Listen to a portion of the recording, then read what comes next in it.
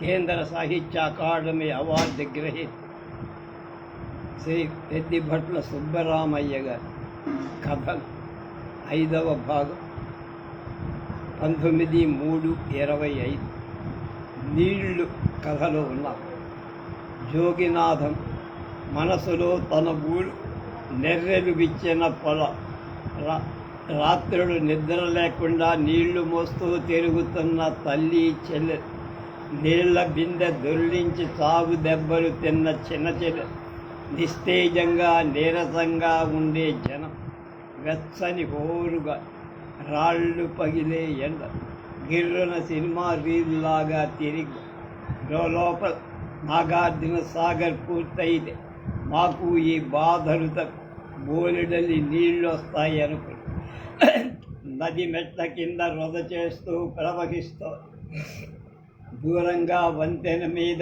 ఏదో రైలు చప్పుడు చేస్తూ పోతా చల్లని జీవం పోసే గాలి హాయిగా తెరలుగా వీస్తారు. మెట్ల దగ్గర అప్పుడే 4-5 మనుషులు స్నానం చేస్తున్నారు. వారిలో ఒక ఆయన ఏవేవో మంత్రాలు చదువుతారు. పలుచని వెలుతురు మందంగా వ్యాపిస్తారు.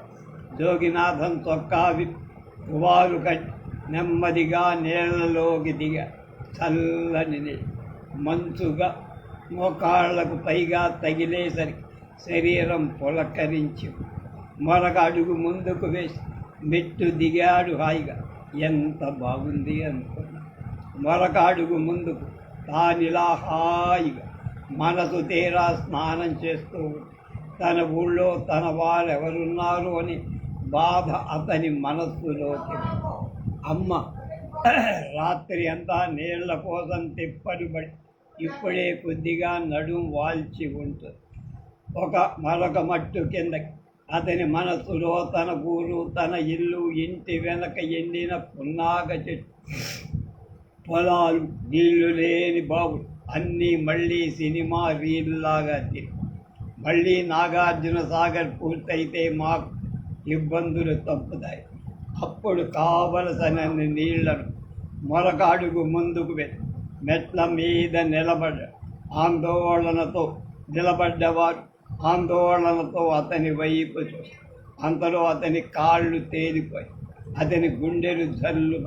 అరే భగవంతుడా, ఏమైపోతున్నాడు ఎందుకలా ఈ నీళ్లు తననికి లాక్కుపోతున్నాయి?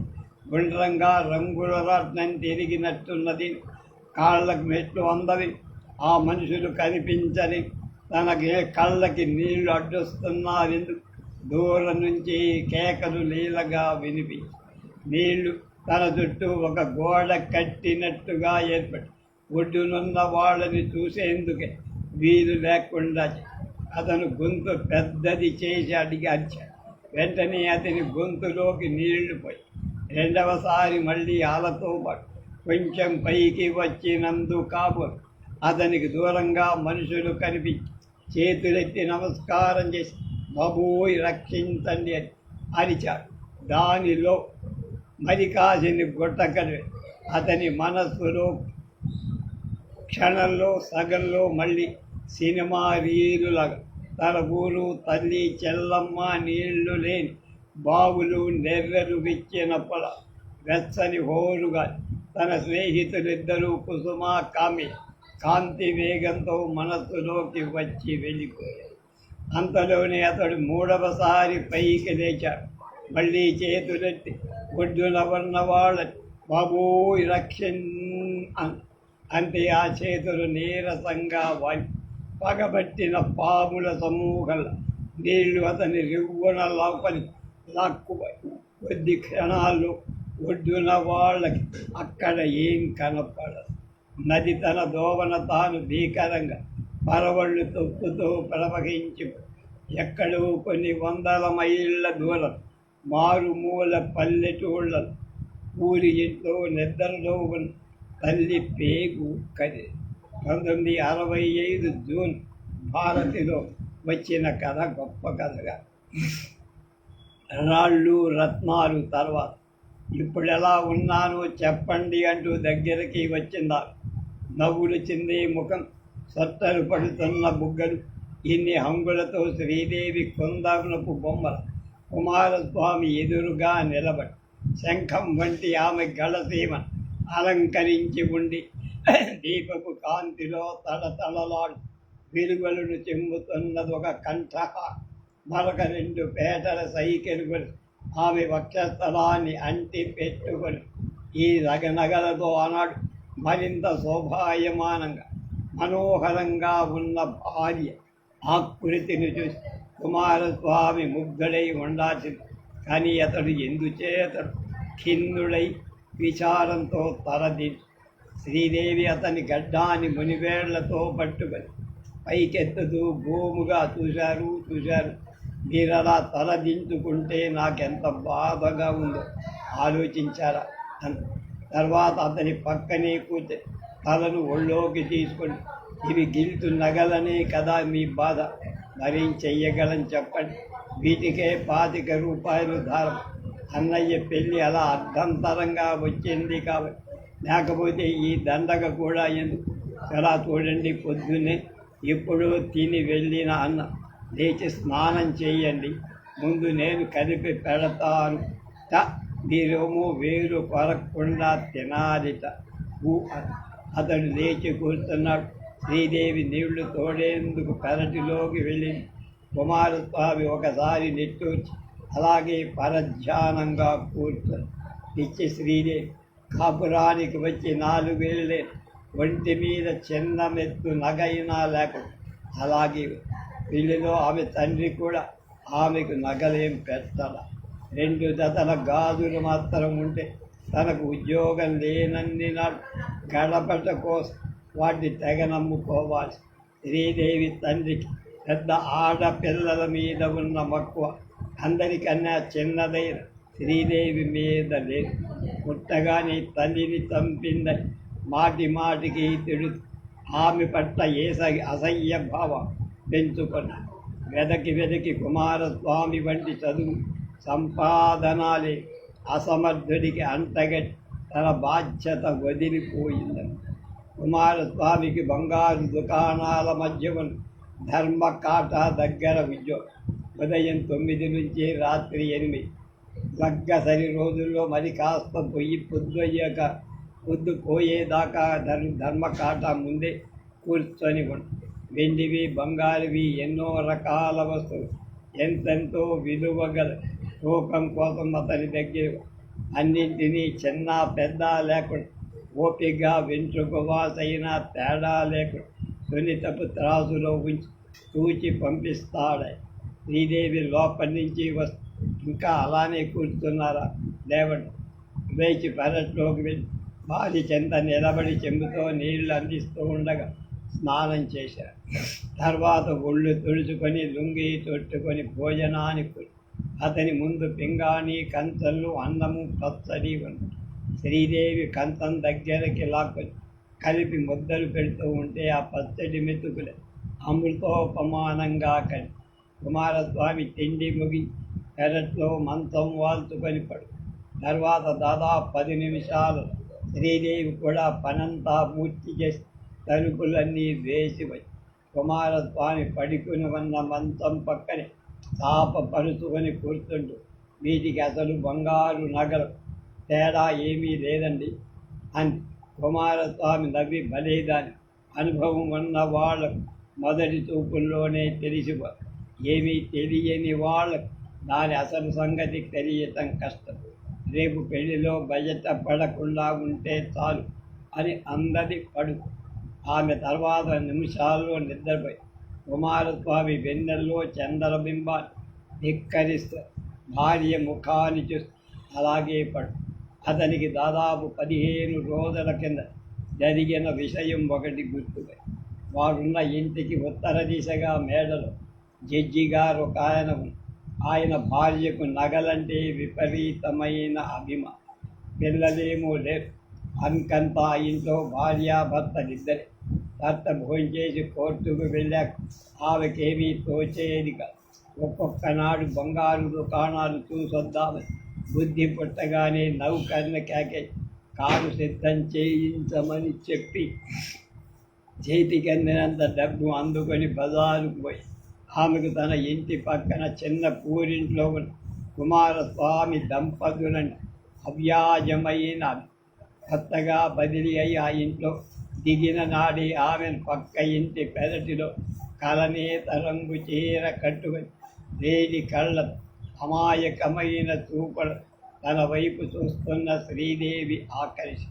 తర్వాత చాలాసార్లు మధ్యాహ్నం పూట ఏమీ తోచన వాళ్ళిద్దరూ పెరటి గోడ పక్కన చెట్టు నీడలు నిలబడి కబుర్లు చెప్పుకొని శ్రీదేవికి ఆమెను చూస్తేనే ఆశ్చర్యంగా ఆమె దగదగలాడి రాళ్ల ఆభరణాలు కొన్నాడు. తలతలలాడి కేవలం బంగారు వస్తువులు కొన్నాళ్ళు. మొత్తానికి అన్ని కళ్ళు జిగేరు మనిపించేలాగా. ఒకనాడు సాయంకాలం జడ్జి గారి భార్య పెరటి గోడ మించి శ్రీదేవిని పిలిపించి, నేను ఇప్పుడే బంగారు దుకాణానికి వెళ్ళొస్తున్నా, మా వారికి వంగరం తీసుకుందామని వెళ్ళాను. మీ ఆయన తూకం వేసే తోటే కూర్చొని ఉన్నాడు, అతనికి అక్కడ ఉద్యోగమా? శ్రీదేవి నుదుట పడుతున్న ముంగురు పైకి తోసుకొని, అవునట, నేనెప్పుడూ అక్కడికి వెళ్ళలే. జడ్జి గారి భార్య భలే పిల్లవేను, రేపు నేను మళ్ళీ వెళుతున్నా, మా వారికి ఆ ఉంగరం నచ్చదా, దాన్ని మార్చి మరొకటి తీసుకోవాలి, రేపు నువ్వు కూడా రా నాతో పాటు. శ్రీదేవి అప్పుడే మాట్లాడలేదు.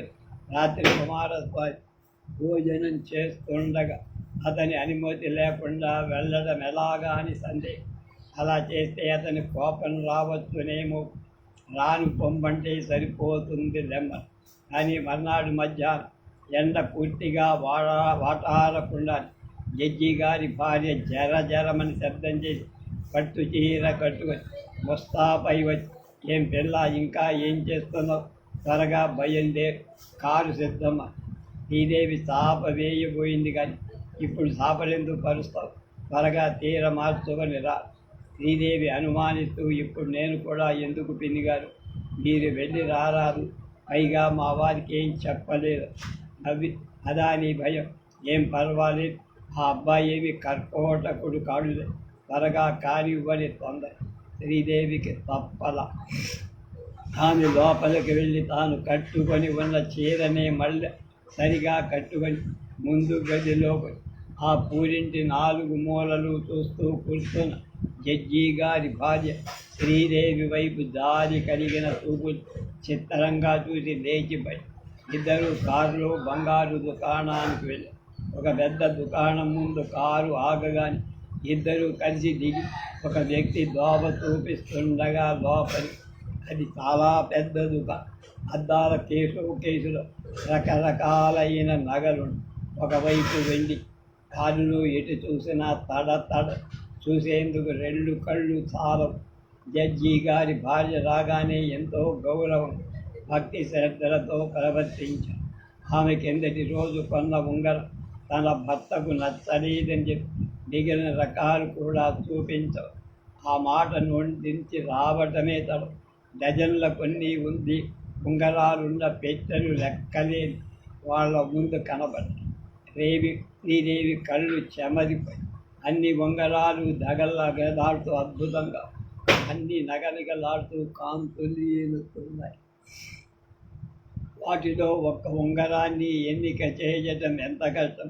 జడ్జి గారి భార్య మాత్రం ఆరితేన పరీక్షకురాలులా అన్నిటినీ పరిశీలించి చూసి ఒక ఉంగరాన్ని ఎన్నిక చేసి దాన్ని కుర్రాడు తీసుకొని ముందుకు నడుస్తుండగా ఇద్దరు కొంత దూరంలో ఉన్న ధర్మకాట దగ్గరకు చేరి, అది ఒక చిన్న గది. అక్కడ ఒకరిద్దరు మనుషులు తప్ప అప్పుడు మరెవరూ లేదు. గది మూల గాలి తోట సున్నితపు త్రాసు ముందు కూర్చొని చెర్రిపోతు వంటి బంగారు హారాన్ని తూకం వేస్తున్నాడు కుమారు. అతనికి వెచ్చని నుదుట శ్వేత బిందువులు ఉన్నాయి. 2-3 పొడుగాటి వెంట్రుకలు క్రాపులోంచి విడివడి నుదుట పడు.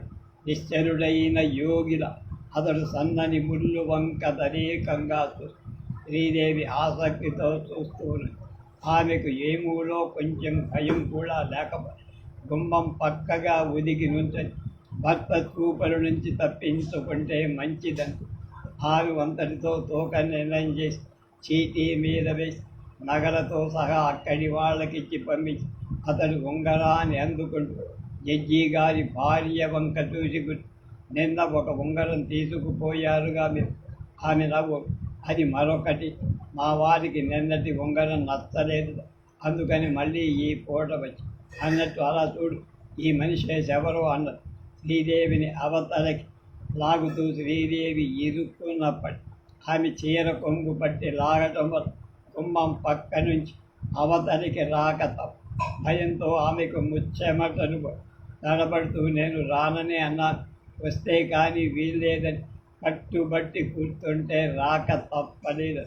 కుమారస్వామి చిత్రంగా నవ్వి ఏం మాట్లాడకుండా వెనదిరిగి తన పనిలో ఆ ఉంగరాన్ని తూకం వేసి చీటీ మీద వేసి కుర్రాడి చేతికిచ్చాడు. తర్వాత వాళ్ళు యువతలకు ఇంటికి వచ్చాక ఆ పూటంతా శ్రీదేవి వ్యాకుల పాటుతో పరిపాటలన్నీ పరధ్యానంగానే చేసి ఉద్దుగోకంగానే పనులన్నీ పూర్తి చేసుకుని తెల్ల చీర రోవికా తొడుగు జడ్జి గారి భార్య పెరటి గోడ మీదుగా అందించిన మల్లె చెండు తలలో పుంచు భర్త కోసం ఎదురు చూస్తూ ఆమెకు లోపల భయంగా చెప్పకుండా అలా ఇల్లు వదిలి వెళ్ళిన అతనికి కోపం రావచ్చు.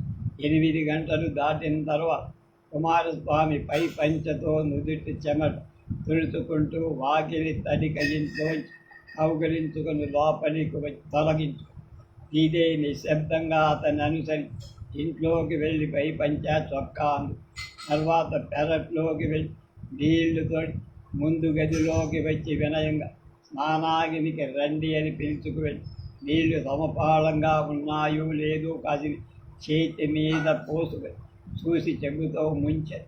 అలా స్నానఘట్టం పూర్తిగా భోజన సమయంలో దగ్గర కూర్చొని విసుగు అన్నీ కనుక్కొని అతని భోజనం పూర్తవు పెరట్లో మంచం నెమ్మదిగా కూర్చోండని చెప్పి ఇతరం ఏమిటంటే కుమారస్వామి అంతవరకు పల్లెత్తు మాట కూడా.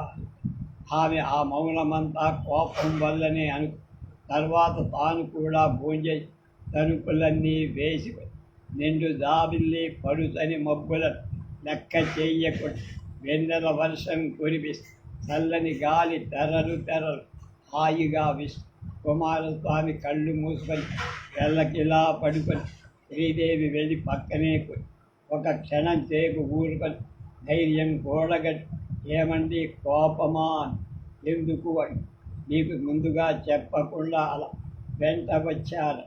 కుమారస్వామి నవ్వుతూనే చేతులు ఆమె చుట్టూ వేసి పిచ్చి నాన్న అంటూ దగ్గరికి తీసుకు ఆమె ఏదో బరువు దింపినట్టు అమ్మయ్య అనుకుని తర్వాత ముక్కు మీద వేలేసుకుని ఇక్కడ ఇవన్నీ తప్పు కదూ, ఎవరైనా చూస్తే.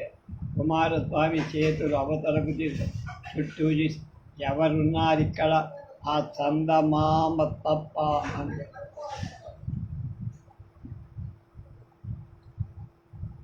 ఆమె గలగల ఇది జ్ఞాపకం చేసుకుంటున్న కుమారస్వామి ఉలికి పడి చూసి శ్రీదేవి నిద్రలో నవ్వు ఆమె కంఠసీమలో తల మెరుస్తున్నది గిల్టు ఆభరణ. అతడు వట్టి అప్రయోజకుడని అనుకొని తర్వాత తనకి నిద్ర ముంచుకొచ్చి రెండో నాడు ఉదయమే దంపతిద్దరూ బయలుదేరి స్టేషన్కు వెళ్ళారు. కుమారస్వామి తమ ఇద్దరి దుస్తులు ఒక చిన్న పెట్టెలో సర్దారు. రైలు రాగానే శ్రీదేవి ఆ పెట్టెతో సహా ఆడవాళ్ల పెట్టెలో ఎక్కి తాను వేరే చోటకి వెళ్ళి శ్రీదేవి చుట్టూ చూసి ఆమెకు ఎదురుగా కూర్చొని ఉన్న స్త్రీకి 30 ఏళ్ళు ఉంటాయి.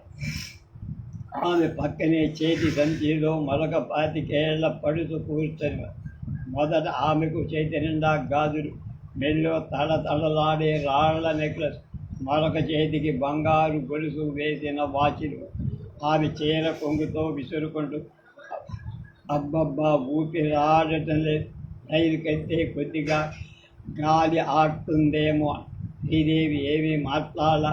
ఎదుటి ఆమె చూపుడు శ్రీదేవి మెడలో ఉన్న నెక్లెస్ మీద పడ్డాయి.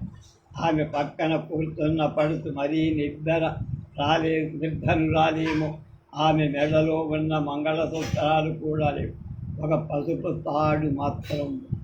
ఆమె వీళ్ళిద్దరి వంక తదేకంగా చూసి రైలు ప్రయాణం సాగించగా తెరలు గాలి వీచడం మొదలై శ్రీదేవి ఎదురుగా కూర్చొని ఉన్న ఆమె నగలలు రోజు రోజుకు వస్తున్న మార్పులు వివరించడం ప్రారంభి ఆమెకు తాను ధరించి ఉన్న రాళ్లహారం మీద మోజు ఎక్కువగా ఉంది.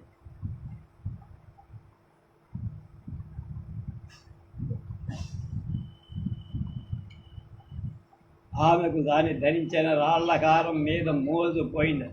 ఇప్పుడు శ్రీదేవి ధరించిన నెక్లెస్ మంచినే అని వాడుకుంటాను.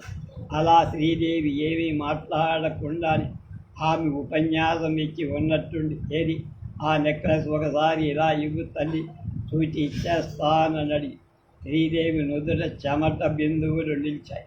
ఆమె ఆందోళనలు ఆపుదంచుకొని నెమ్మదిగా మెల్లో ఉన్న నెక్లెస్ ఎదుటి ఆమెకు అంది. మొహం తిప్పుకొని కిటికీలో వేగంగా వెనక్కు వెళ్ళిపోతాను. టెలిగ్రాఫ్ స్తంభాల వంక చెట్ల వంక చూస్తూ ఒక నిమిషం ఒక యుగంగా గడిచాక ఆమె శ్రీదేవి చేత్తో పిలిచి ఇదిగో పెట్టుకో అమ్మా, సింపుల్గా ఎంతో బాగుంది. నేను కూడా ప్రస్తుతం ఉన్నదాన్ని మార్చి ఇలాంటిదే తీసుకుంటా. ఈ రాళ్లకు డబ్బు పోయటం దండ. కొనేటప్పుడు 10 20 చేసే రాళ్ళు అమ్మేటప్పుడు నయా పైసా కూడా చేయి అన్నట్టు ఇది ఎన్ని నవరసులు తల్లి. శ్రీదేవి నెక్లో మెల్లబడుతూ వెంటనే 4:30 అనుకుంటాను. అయినా నాకు వివరా సరిగా తెలియదు, మావారే చెప్పాలి. ఒంటి మీద చిన్న మెత్తు బంగారమైనా లేదు. ఆ మూడో ఆమె శ్రద్ధగా వింటూ ఇంతలో బండి ఒక స్టేషన్లో ఆగి సన్నటి పొడుగ్గా ఉండే మాసిన పంచా చొక్కా ధరించి ఒక నడిల వయస్సు వ్యక్తి వచ్చి ఆ మూడో ఆమె దగ్గర సంచి ఆమె లేచి దిగబోతూ శ్రీదేవి మెడవంక ఒకసారి శ్రీదేవి మనసు ఎవరో పీలికినట్లు బాధ. ఆమె దిగిపోగానే కుమారస్వామి వచ్చి ఏమన్నా కావాలా అన్న. శ్రీదేవి తల అడ్డంగా ఉంది. అక్కర్లేదా, నీ ఆయనేగా అని అడిగింది ఎదుట. అవునని తలూపింది శ్రీ. ఆమె ఇంకేం అడగదు. స్టేషన్లో దిగి దంపతులందరూ నడక సాగి ఇల్లు 60 మైళ్ళు దూరం. కుమారస్వామి మొదట్లో నువ్వు నడవలేవు, బండి మాట్లాడరాను, వద్దు కాస్త దూరమేగా నడిచిపోదాం, మళ్ళీ బండి కట్టుకుంటే 100 రూపాయలు ఇచ్చుకోవాలి. చదివింపుకని తెచ్చిన 10 రూపాయలు తప్ప మనకు మళ్ళీ ఛార్జీలకు కూడా లేవు కదా. ఇద్దరు వెళ్ళేసరికి పెళ్లి ఇల్లు హడావిడిగా, అందరూ ఏవేవో పనుల మీద హడావిడిగా తిరుగుతారు. కట్టు చీరల జరజరలు, కాలి మట్టెల గణగడలు, గాజుల గలగలలు వీలుల విందుగా వినవస్తారు. వరండాలు మేడం మోగుతారు. పిల్లలు అటు ఇటు గోల చేస్తూ తిరుగుతారు. వరండా దాటి ముందు గదిలోకి వెళ్ళగా శ్రీదేవి పెద్దక్కగారు చూసి ఎత్తి పొడుగు, ఏం తల్లి 10 రోజులు నాకు శుభలేఖ వేస్తే తీరిక ముహూర్తం సమయానికి వచ్చావా? శ్రీదేవి నవ్విందే కానీ చెప్పలమ్మద్దు. తండ్రి దగ్గరకు వెళ్ళగానే ఆయన ఏం మాట్లాడకుండా తలుపు అన్నారు. ఏమండి వదన గారు, కాసిన మంచినీళ్ళు ఇస్తారా అని అడిగారు. ఆమె విని లోపలికి వెళ్ళి ఆ పని శ్రీదేవికే అప్పచెప్పి శ్రీదేవి మంచినీళ్ళు తెచ్చిచ్చి పెట్టి తీసుకుని లోపలి. తర్వాత ఆమె పెళ్లి కుమారుడి దగ్గరకు వెళ్ళి ఏరా అన్నయ్య అని పలకరించి పక్కకు తిరిగి చూసి, నువ్వా ఇప్పుడుంటే రావడం, శుభలేఖ వేసి ఎన్నాడైంది, అంత తీరని ఉద్యోగం చేస్తున్నాడా నీ ఆయన?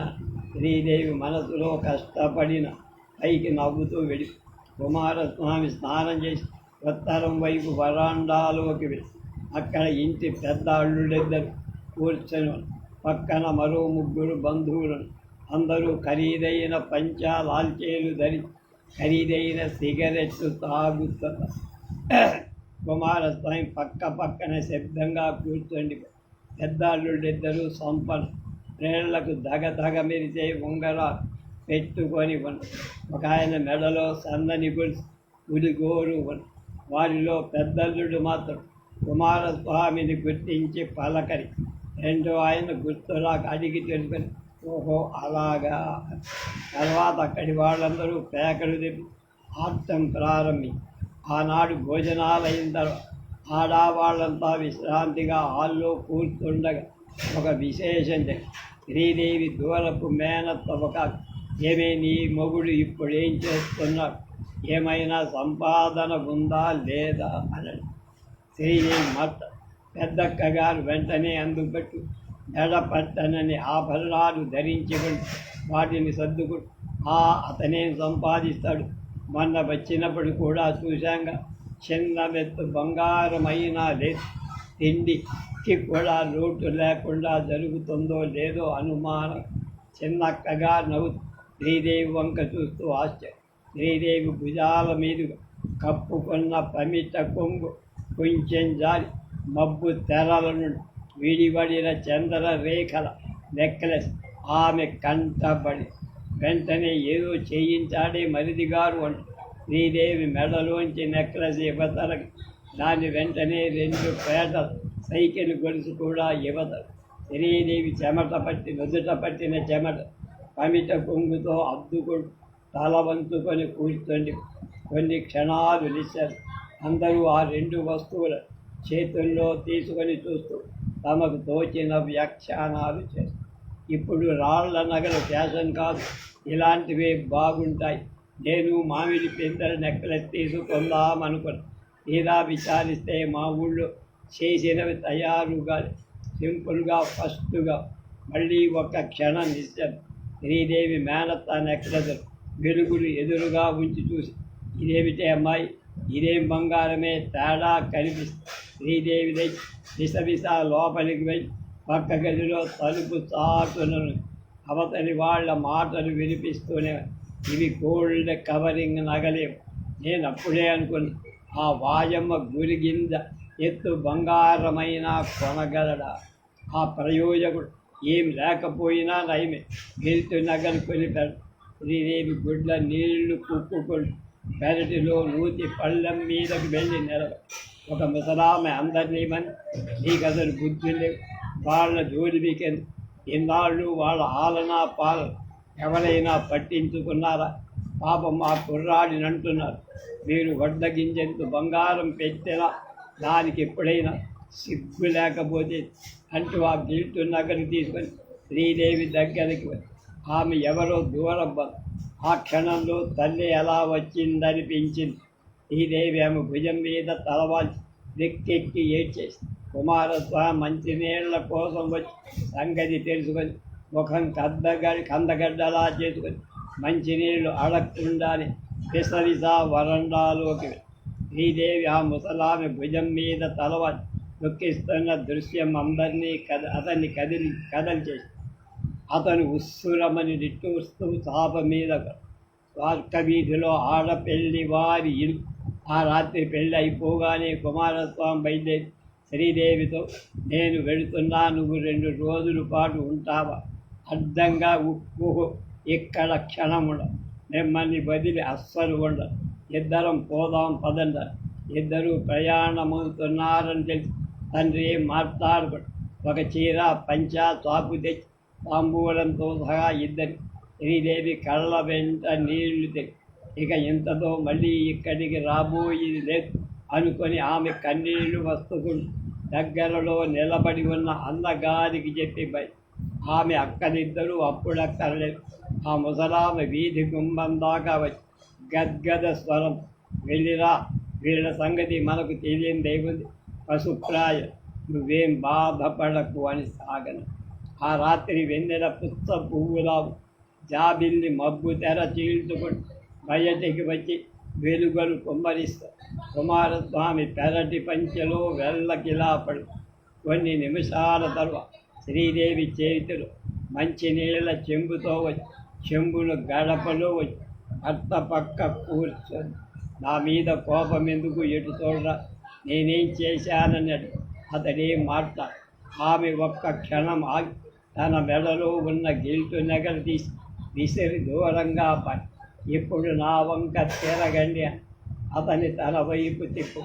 కుమారస్వామి 2 చేతులు ఆమెను దగ్గరికి తీసుకు శ్రీదేవికి అతని కళ్ళలో నీళ్లు తగిలి ఆమె చేతిలో అతని కళ్ళు తుని, తప్పు కదు, వాళ్ళ గురించి అసలు ఆలోచించగలరు. ఈ నగలు గిల్టువైతే వాళ్ళు మనుషులే గిల్టు. నీ అంత మంచి వాడెవరుంటారండి? మీరు దత్తం, మిగిలిన వాళ్ళు రాళ్ళు. 15/6/62 ఆంధ్ర సచిత్ర వారపత్రికలో ఈ కథ ప్రచురితం. తర్వాత కథ మనసు. 60 ఏళ్ళు దాటి రిటైర్ అయిన తర్వాత బతికి ఉండటమే పెద్ద తప్పు అనుకున్నా. నేను చిరాకులు ఆ ఫోటో ముందు కూర్చొని పగిలిపోయి అద్దం పెంకులు పెద్ద అవసరం వచ్చిన వాడిలా కుర్చీ వేసుకొని మరీ పైకి దాని కింద పడేసిన కొర్ర వెదవ నా పక్కనే కళ్ళు పెద్దవి చేసుకొని చూస్తూ నిలబడ్డా.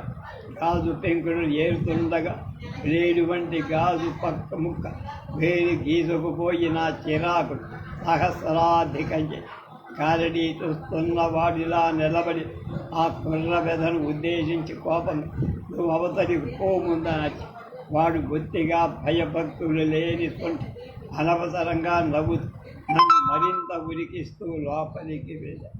చాలా ఓపికగా గాజు పంకులు బయట పారబోసి ఫోటోలు చేతిలో ఉంచుకొని వాడు కుర్చీలో కూలబడి మనసంతా ఎవరి మీదో ఎందుకో తెలియని ఉక్రోషంతో కసితో నిండిపోయి నేను ఏళ్ల తరబడి పెద్ద పదవిలో టీవీగా దర్జాగా కాలం గడిపి సంవత్సరం కిందటే రిటైర్ అయ్యి అంతకాలం మధ్యందిన మార్తాండిల ఒక వెలుగు అయినా అప్పటి సూర్యుడుల నడినెత్తినే ఉండిపోవటం సాధ్యం కాదు కదా. ఈ సూర్యుడు ఉద్యోగ విరమణ చేసి పెన్షన్ తీసుకోవాల్సి అదే తప్పదు. కాబట్టి పోరుగా ఇంటి పట్టున కూర్చుండిపోయి కానీ నాకు మనశ్శాంతి లేదు. వారం రోజుల నుండి ఈ వానరసేన వచ్చి పడింది. దానిలో మరీ చిరాకు పడిపో.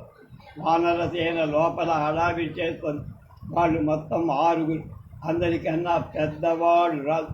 నా పెద్దమ్మాయి కొడుకు ఫిఫ్త్ ఫారం పరీక్ష రాసిన వాడు సెలవుల్లో ఇక్కడ జుట్టు ముఖం మీద పడుతుండగా ఎప్పుడు గంభీరంగా ఏదో ఆలోచిస్తూ ఉండు.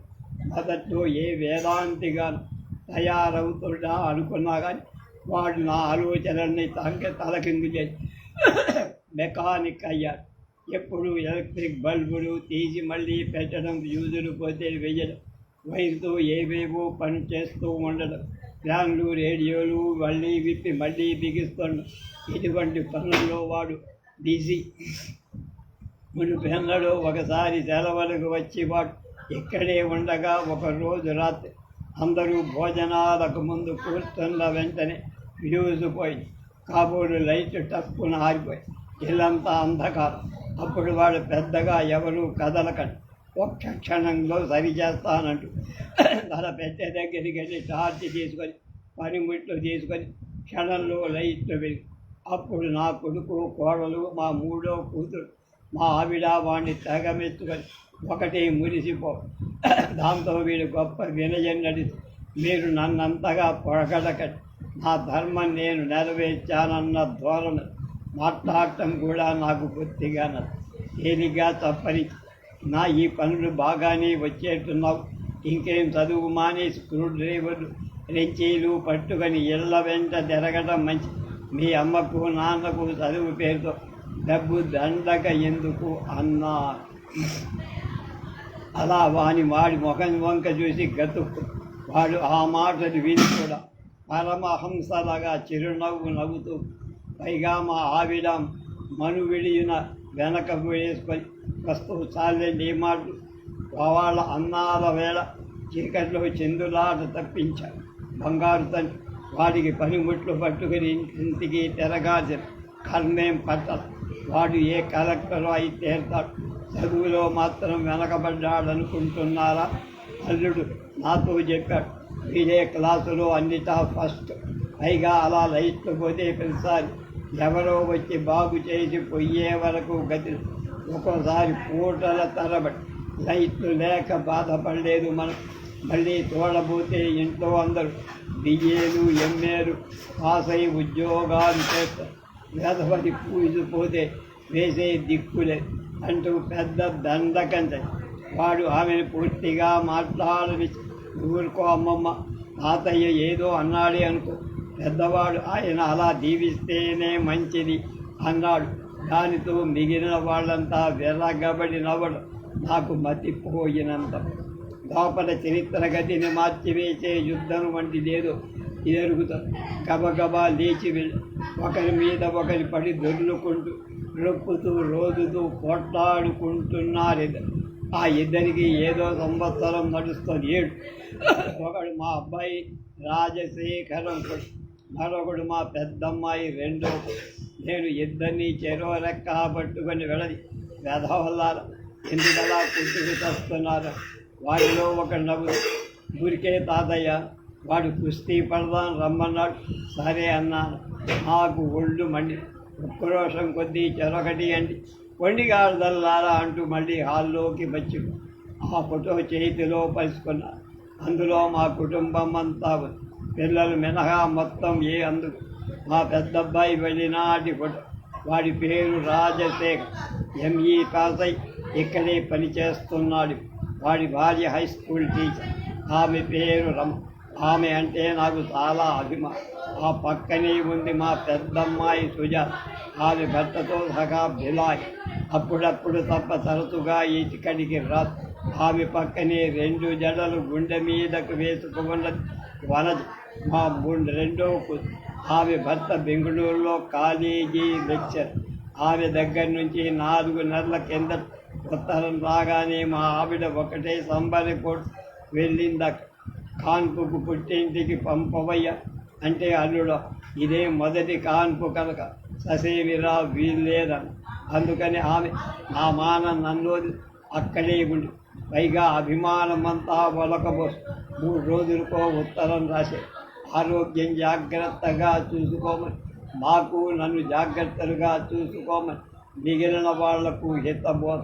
మా 3వ అమ్మాయి ఫోటోలో మూతి చిత్రంగా పెట్టి బహుశా ఎవరినన్నా వెక్కిరిస్తోంది. ఆమెకి ఇంకా పెళ్లి సంగతి ఎత్తినప్పుడు అందరినీ దులిపేస్తూ ఈ ప్రసక్తి తెచ్చాము, కర్మ కాలిందన్న ఒక పెద్ద ఉప్పెన వచ్చి పడినట్లే హక్కులు స్వాతంత్రం కాళ్ళ కింద నిలబడ్డ, కాళ్ళ మీద నిలబడ్డ ఈ పదాలు 100 వేలుగా ఆమె నోట్లోంచి వస్తాయి. నేను ఫోటో పక్కనే ఉంచి నిట్టూర్చి, ఏం తోచట్, ఇప్పుడే కాదు ఉద్యోగ విరమణ చేసిన క్షణం నాకేం తోచటంటే, కాకపోతే మా ఆవిడ ఉండగా కొంత మనశ్శాంతి. ఆమె ఆచరణలో అన్నీ మర్చిపోయి విశ్రాంతి తీసుకునేవారు. పెద్ద నిద్రగన్నీరు నీడల ఆమె నన్ను సేద తీర్చి మనస్సుకు విశ్రాంతి ఆహ్లాదము కలిగి. పైగా ఈ వానర సేన లేకపోతే ఇల్లంతా నిశ్శబ్దంగా ఉండే. అటు ఇటు హడావిడిగా ఎగురుతూ పిచ్చికడు చేసే సవ్వడి తప్ప మరీ శబ్దం లేదు. హాయిగా దినపత్రిక చేతిలో తీసుకొని ప్రత్యక్షరము చదివి ఆనందించారు. అందువల్ల అనేక దేశాలు తిరిగినట్టు, అనేక విషయాలు చూసినట్టు అనుభూతి కలిగి. ఈ వానర సేన వచ్చినప్పటి నుండి అది వీళ్ళే. పేపర్ చేతిలో తీసుకునేవారు ఏదో వృధా గొడవ. 9 గంటలకి ఇంట్లో వంట వార్పు అయిపోతుంది. 9:30 కల్లా మా 3వ అమ్మాయి పుస్తకాలు తీసుకొని చెప్పుడు తప్పుడు చేసుకుంటూ కాలేజీకి వెళ్ళి 9:30 అయ్యే రాజశేఖరన్ టై సర్దుకుంటూ గుట్టు తప్పుడు చేసుకుంటూ వెళ్ళి స్కూటర్ స్టార్ట్ చేసి హారన్ మోగిస్తుంది. లోపలికి దించుకొని, వస్తున్నాను సార్, కొంచెం గుర్రాన్ని కట్టేయండి సమాధానం. మా కోడలు బయలుదేరి స్కూల్కు వెళ్తున్నాను రామయ్య అని నా అనుమతి కోసమే అన్నట్టు ఒక క్షణం నిలబడి నేను నవ్వుతూ తల ఊపు. అప్పుడు ఆమె భర్తతో స్కూటర్ ఎక్కి స్కూల్కి వెళ్ళి, పరాయి ఇంత పుట్టిన పిల్ల అయినా నా కోడలంటే నాకెందుకో అభిమానం. ఆమెకు తప్ప ఎవ్వరికీ ఇంట్లో మొసలి ముండావాడు పడి ఉన్నాడు, కనీసం చెప్పి వెళదామని జ్ఞానం ఎవ్వరికీ లేదు. అలా 10 కొట్టేసరికి అందరూ ఎవరి పాటికి వారు బయలుదేరి వెళ్ళిపోతారా? నేనొక్కడనే ఇంట్లో చేసేదంతా పని లేదు. నిద్రపోదామన్నా ఎంత ప్రయత్నించినా కళ్ళు మూత. నా భార్య గుర్తుకొస్తుంది. చిరునవ్వులు చిందించే అమ్ముకం, వయస్సు మళ్ళినా తగ్గని శరీర లావణ్యం, నా పట్ల నెరపిన ప్రేమాభిమానాలు గుర్తొచ్చి ఆమె లేని బాధ మరింత ఎక్కువ. అప్పుడు నా హృదయం బాధనంతటిని కాగితం మీద రాసి ఆమెకు ఉత్తరం పోస్టు చేద్దామని 4 రోజుల కింద రాసిన ఉత్తరం నువ్వు లేకపోవడం వల్ల నేను పడుతున్న బాధ ఎలా చెప్పను. ఇక్కడ ఎవరు నన్ను నా ఉనికిని గుర్తించడం లేదు. కేవలం కాపలా కుక్కల ఇంట్లో పడి ఉంటున్నారు. ఇంకా నువ్వు రావిందు చేత అమ్మాయి ప్రసవించి ఇన్నాళ్ళైనా నువ్వు రాని కారణం ఏమి? నువ్వు కూడా ఆ రిటైర్ అయిన ముసలివాణ్ణి మరిచి పోతున్నట్టున్నావు అని వ్రాసా. దానికి సమాధానం లేదు. నిజమే, మరి ఎవరికి మాత్రం నా మీద గౌరవం ఉంటుంది? అందరూ సంపాదన పనులు, ఆడా మగ అందరూ ఎవరి పాటికి ఉద్యోగాలు చేసి స్వతంత్రంగా డబ్బులు సంపాదిస్తారు.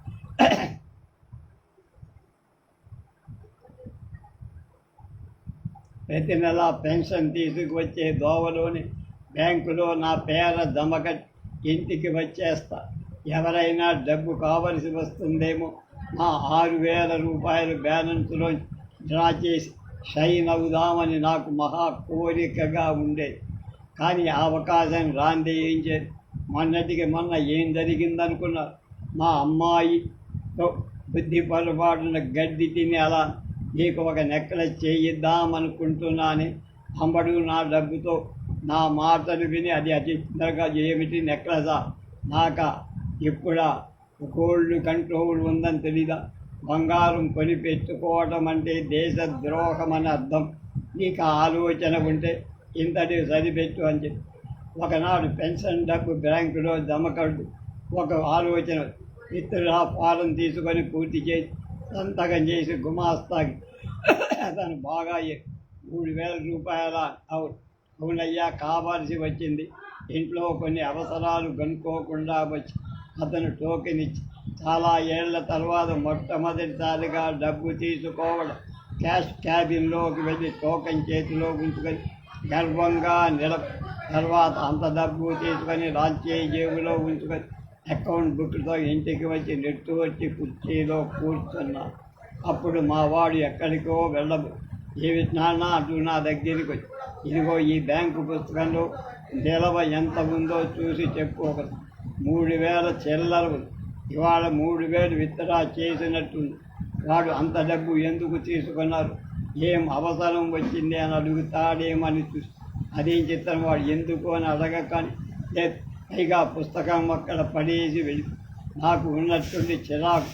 అవును 3,000 తీసుకున్నాను, ఊరికే బజారు పోయేవాడని పంచి పెడదామని అనుకుంటున్నాను. నా కేకలు విని విచిత్రంగా రమా నాన్నగారికి ముందు కాఫీ ఎందుకో చిరాగ్గా ఉన్నారు అన్నారు. అవును సార్, ఈ డబ్బుతో ఏం పని మీకు? మీ అబ్బాయి ప్రయోగకుడు మంచివాడు, హాయిగా పెద్దతనంలో మిమ్మల్ని హాయిగా సుఖపెడుతున్నాడు. మావాడు ఉన్నాడు బిఎస్సి 3 సార్లు తప్పి కూర్చున్నాడు. ఇక పరీక్షకు కూడా అయ్యో ఈ వానర సేన లోపల ఏ కొంప ముంచిందని పరిగెత్తుకుంటూ లోపలికి వెళ్ళి శిలా ప్రతిమలాలి. అక్కడ ఒక పక్క రాజు చాలా దీక్షతో గ్రామ్ఫోన్ బాగు చేసి ఏ భాగానికి ఆ భాగం వెళది నేల మీద పరిచిపెట్టి వాడి తమ్ముడు ఇద్దరూ పక్కకు ఖరీదైన పుస్తకాలు బొమ్మలు చెంపి మొక్కలు. ఈ రెండో అమ్మాయి సంతానం 5 ఏళ్ల పిల్ల. 6 ఏళ్ల పిల్లది కలిసి సబ్బు సగం అరగదీసి నీళ్లలో కలిసి ఏవో పుల్లలతో గొడగలు పూస్తూ గదినంతటిని వాటితో చెప్పొద్దు. నాకు అరికాలి నెత్తికి కోపం పట్టలేక ఒక్కొక్కళ్ళను లేవది వీధిలో దింప చివరకు రాజు చెయ్యి పట్టుకుని నువ్వు కూడా పద వేద్దావా? వాడు నివ్వలపోయి ఎక్కడికి తాతయ్య అని అడుగుతూ ఉన్నాడు. నేనేం పట్టించుకో, పెద్దవాడిపై వాడు అంత రచ్చ చేస్తుంటే కూర్చున్నందుకు ఇదే శిక్ష. వీధిలోకి పోసి తర్వాత వీధి తలుపు గడియవి పెద్దగా వెండికొండ ధరాల ఎటైనా ఊరేగండ ఒంటి మీద చొక్కాయినా లేకుండా కేవలం నాగులతో 7 ముఖాలతో నిలబడ్డ 2 కుర్ర వెధవలు చూసిన నాకెందుకో జాలి కలగదు. ముందు హాల్లో కూర్చొని ఉన్న నాకు రాజు వాళ్ళందరినీ సముదాయించి వెంట నడిపించుకుపోవటం కానీ ఆ కాసేపు నా మనసు రాయి.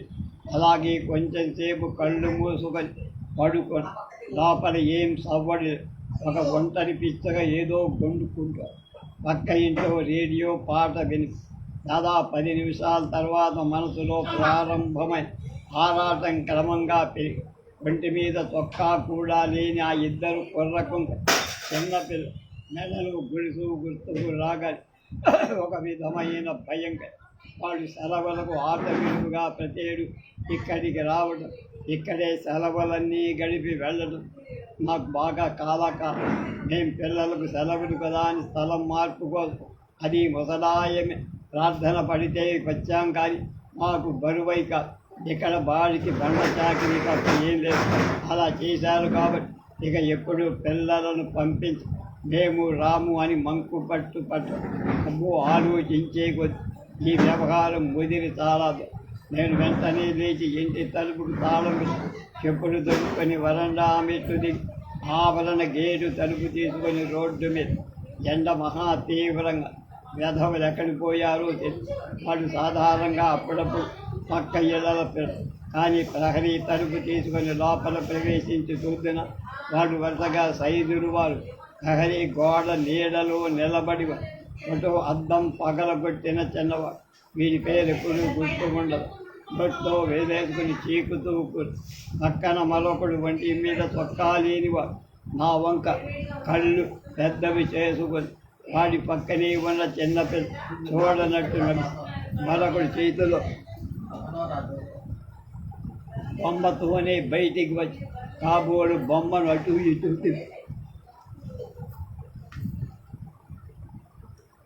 నువ్వు తలుపు దగ్గరికి లాగి వెళ్ళావు. మేము ఈ గోడ పక్కనే అవతల వైపు దాక్కొని ఉన్నాం ఎంతసేపు. నా మనసు తేలిక టూత్పేస్ట్ పిసికి పాడు చేసిన వాడి వంక చుట్టూ చేతులు వాడు ముఖం చింకి చాడంత చేసి ఒక్క ఉదుట వచ్చి నా చేతుల్లో దానితో అందరిలో పంశాలు బై బిలబిల్లాడుతూ నా వెనకనే వరండాలోకి వచ్చి నేను తాళం తీసి అందరికీ లోపల రాజు వెళ్ళడంతోనే గ్రామ్ఫోన్ వీధి భాగాలు కూర్చొని పని ప్రారంభం. దీన్ని మరో అరగంటలో ఫిట్ చెయ్యాలని నేను వెళ్ళి మామూలుగా కుర్చీలో కూడబట్టి పత్రిక చేతిలో తర్వాత చాలాసేపు అలా చదువుతూ లోపల వానర మూక ఎంత అల్లరి చేస్తున్నా బట్టి ఇంతలో ఎండ తగ్గింది. చల్లని గాలి మళ్ళీ లోపల రాజు గ్రామ్ఫోన్ మళ్ళీ బిగించినాడు. అన్నిలో ప్రీతం అనే పాట వినిపిస్తుంది. ఈ కొర్ర వెధవకు ఇంత పనివాడితనం ఉంట గొప్ప విశేషమే అనిపి. అవును మరి ఊరికే దీని బలాదూరి తిరిగి చెడిపోకుండా ఏదో వ్యాపకం. పిల్లల విషయంలో అది తలుపు తీసిన తప్పుడు విని తలెత్తు. మా 3వ అమ్మాయి కాలేజీలో పరీక్ష డ్యూటీ అయింది కాబట్టి వచ్చేసి ఏం నాన్న ఇవాళ ఉత్తరాలు ఏమైనా వచ్చాయా? నాకు ఒళ్ళు మని కోపంతో తల అడ్డంగా వారి పెరుగుల్లారా ఇల్లంతా కెలిక్కి తెచ్చినట్టు. నే కోపంతో ఆమె గారి ఇప్పట్లో ఎలా వస్తుంది? అక్కడి వాళ్ళేవో ఆమె ముఖ్యమని మా అమ్మాయి ఎందుకోలరు. ఒక్క క్షణం ఆగి మళ్ళీ ఆ కూతురు ఇల్లంతా ఎలా ఆవిడలా తయారు చేశారో చూసావా? నేను వెంటనే చిన్న అబద్ధం నాకేంటి పొద్దునలుగా ఒక స్నేహితుడి ఇంటికి వెళ్ళి నేను ఇప్పుడే వస్తా, ఇంతసేపు చదరంగంతోనే సరిపోయి వాళ్ళు ఎప్పటిదాకా కదలియంది. కానీ లోపల పరిగెత్తుకొస్తున్న 10 ఏళ్ల కుర్ర నా పరువు తీశాడు. కాదు పిన్ని, తాతయ్య అబద్ధం చెబుతాను. ఆయన పొద్దున్నుంచి ఎక్కడికి కదల. నేను ముఖం కందగడ్డలా చేసుకొని నవ్వి నిలవ ఇక ఇల్లంతా బాగు చేసుకోవద్దు పొద్దు కూకుతోందంటూ లోపలికి మరికొద్దిసేపట్లో స్కూటర్ ఇంటి ముందు తర్వాత మావాడు తాళం చెవి కిత్తి గిరగరా తిప్పుకుంటూ లోపల. వాటికేం రాజా ఎప్పుడు హాయిగా స్నానం చేస్తాడు, చక్కగా చలువ బట్టలు కట్టు స్కూటర్ మీద క్లబ్బుకు అక్కడ ఏవేవో పేపర్లు పుస్తకాలు చూసి 7:30-8 గంటలకల్లా మళ్ళీ తిరిగి అప్పుడు భోంచేసి హాయిగా నిద్రపో. నేను ఇంకా రెచ్చిపోయాను. అదే విన్నానా అంత కోపం? అవునురా, నేను రిటైర్ అయిపోయిన ముసలి ముండావాడు, ఎవరికి పనికి రానివాడు. అందరికీ ప్రయోజకులు కాదు. ఇక మీరు నా జ్యోతికి ఎందుకు వస్తారు? నా విధంగా నా ముందు నుంచి వెళ్ళిపోవటం చిరాకు, బాధ. నాకు ఈ ఇంట్లో అన్నం కూడా ముట్టనే. ఇంత అవమానం జరిగాక నాకేనా అభిమానం లేదు అంటూ వెళ్ళి పక్క గదిలోకి నా వెనకనే ఎవరో ఒకరు లేక ఇంటిల్లి పాది వచ్చి బతిమాలి తీసుకుపోతారని భరోసా నాకు. కానీ ఆశాభంగం. ఎంతసేపటికి అడుగుల తప్పుడు వినబడేది సరిగదా. వాకిట్లో స్కూటర్ కదిలి వెళ్ళిపోయిన లోపల పనులు చేసుకుంటూ వదినా మరద మాట్లాడుకుంటున్న మాట రాజు వరుసగా పెడుతున్న గ్రామ్ ఫోన్ ఇంతలో నిద్ర పట్టి నాకు మెలకు వచ్చేసరికి గదిలో వెలుతురో లేదు. చీకట్లో ఒంటరిగా కూర్చొని పోవాల్సి వచ్చిన దుఃఖం కానీ లోపల గదిలో నాకు తెలియని వ్యవహారం ఏదో జరుగుతా. వినగానే హాయినిచ్చే ఆ కంఠస్వరం ఉండి వినిపిస్తూ నా శరీరం హఠాత్తుగా పులకరించినట్టు నెమ్మదిగా లేచి కిటికీలో హాల్లో పెద్ద సభదు అందరి మధ్య నా కూర్చొని భార్య పిల్లల వంకలు అందరూ బెల్లం మీదికి ఏగడు మడిసినట్టు ఆమె మీదకి ఎగబడు. ఆమె అందరినీ పేరు పేరున మా బాబాయ్ మా అమ్మేని సంబరపు మావాడు కోడలు మా అమ్మ రాజు అందరూ పెద్దగా మాట. నేను మళ్ళీ వెళ్ళి ఆ చీకటి గదిలో అలానే కూతబడి పిలుపు మనసు తేలిక పడినట్టు అనిపించేందే పట్టుదల రోషం అందుకే రాజు వచ్చి తాతయ్య అన్నానికి రమ్మంటున్నారు అని పిలిస్తే నేను రానని చెప్పుకో అని కసిరిపోయి. అబ్బో అంతా చీకటి తాతయ్య ఇంతిందా రా తిందా రా అన్నాడు గుమ్మల్లో. నేను పరగ్గాడిద మీరందరూ నాకేం అక్కలే వెళ్ళిపోయి. తర్వాత కోడలు వచ్చి అలా చీకట్లో కూర్చున్నారే మావయ్య అంటూ లైట్ వేసి రండి భోంచేద్దురుగా. నేను రాను నాకు అక్కలే కడుపు నిండా ఉంది అన్న. కొద్ది క్షణాల తర్వాత కొత్త చీర మల్లెల వాసన నన్ను ఒక్కసారిగా ఉక్కిరి బిక్కిరి చేసి చల్లని గాలి తెర బీచినట్టు మరుక్షణంలో నా చల్లని గాజుల చెయ్యి పట్టి ఒక్కసారిగా నిలువెల్లా పులకరించా. కళ్ళు తెరచి నెలల తరబడి చాకిరీ వల్ల ప్రయాణపు బడలిక కొంచెం నీరసంగా కనిపిస్తుందా. ముఖంలో అమృతప్రాయమై చిరునవ్వు మాత్రం చెక్కు చెదరకుండా అలా ఒక చేత్తో నుదట పడుతున్న వెంట్రుకలు పైకి తీసుకొని లేవండి బాబు భోజనాలు కానిద్దా. నేను నాకేం అక్కర్లేదు అందానుకుంటున్నా. కానీ ఆమె నాకు మరి కాస్త దగ్గరకు భుజం పట్టుకుని లేవదీసి రండి మీరు రాకపోతే కోడలు కూడా అన్నం మానేస్తుందని. పరాయి అమ్మ కన్నబి దాన్ని బాధపరచడం ఎందుకు? నాకు కళ్ళలో నీళ్లు తెలి. ఆమె చేయి పట్టుకొని నడుస్తూ నువ్వు వస్తున్నట్టు నాకు రాయకపోయావా? స్టేషన్ దగ్గరికి వచ్చేవా నవ్వుతూ నాకేం తెలుసు అల్లుడు టెలిగ్రామ్ ఇచ్చాడు చెబితే ఇంటికై వచ్చాడనుకుని ఆయన కాస్త బావమరికి టెలిగ్రామ్ ఇచ్చి వచ్చాడని నాకు తెలుసు అన్నాడు. నేను వాళ్ళు కాళ్ళు కడుక్కొని వంటింట్లోకి అడుగు పెట్టగానే అంతా నిశ్శబ్దం. పిల్లలందరూ అప్పుడే అన్నాళ్ళని హాల్లోకి వెళ్ళిపోయినట్టు. మా వాడు ఒకవైపు గోడ కానుకొని కూర్చొని మా అమ్మాయి కోడలు చెరోవైపు కూర్చొని నేను వెళ్ళగానే కంచం ముందు కూర్చొని మా కోడలి వంకది నువ్వు అన్నం మానేయడమెందుకు పిచ్చి పిల్ల మంచిదానిపై అందరూ కానివ్వండి. తర్వాత మా వాడి వంకది ఎవరో స్నేహితుడు వస్తున్నాడని అబద్ధం చెప్పి వెళ్ళకపోతే నాకు నిజం చెప్పకపోయావురా. వాడు నవ్వి ఊరుకున్నాడే కానీ ఏం మాట. నేను భోజనం ముగించి కబుర్లు ముగించి హాల్లోకి వచ్చేసి 9. పిల్లలందరూ అప్పటికే పడుకు మీద పడుకొని నిద్ర. మా కోడలు వచ్చి మామయ్య ఇటు వరండాలు మీకు మామూలుగా వేసే పాటై పక్కై వెళ్ళి పడుకోండి. నేను మా ఆవిడ వైపు ఆమె ఎవరూ చూడకుండా వస్తాను వెళ్ళను అని నా వంక తిరిగి సైగ. నేను హాయిగా గాల్లో తేలిపోతూ అడుగులేస్తూ వరండాలో నా మంచం పక్కనే చాప ఒకటి నేను పక్క మీద వాలిపోయా.